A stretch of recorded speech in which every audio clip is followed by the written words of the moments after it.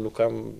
E tha shumë sakt, nëse nuk ke gjë për të fshehur. Pra, ju jeni nga ata, dhe nuk e di sa mund të jenë me gishtat, as gishtat e njerëz dorë nuk bëhen, që jeni përballu në çdo lloj media, në çdo lloj përballimi publik, domethënë nuk e keni pas këtë kompleks ose nuk e keni zbatuar atë orientim të partisë.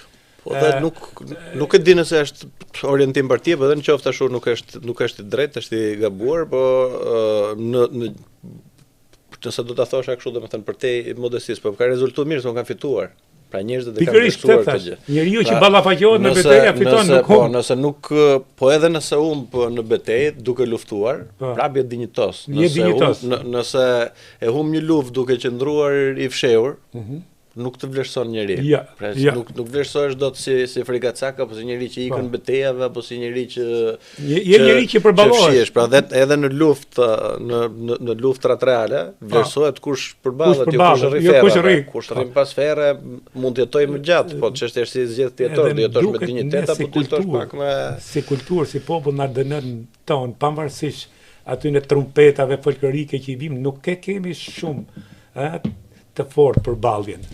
Por e kemi pas Shqipëria, se Shqipëria, po themi kjo popullsi që sot që është Shqipëria, po nga Arbëria me luftrat po themi të jashtëzakonshme në organizimin e luftës kundër Osmanëve në udhëheqjen e Skënderbeut. Pra ka pas momente të rëndësishme ku po themi ky territor shqiptarët kanë pas reagime të jashtëzakonshme që kanë tejkaluar edhe reagimet e popullsive të tjera të Evropës.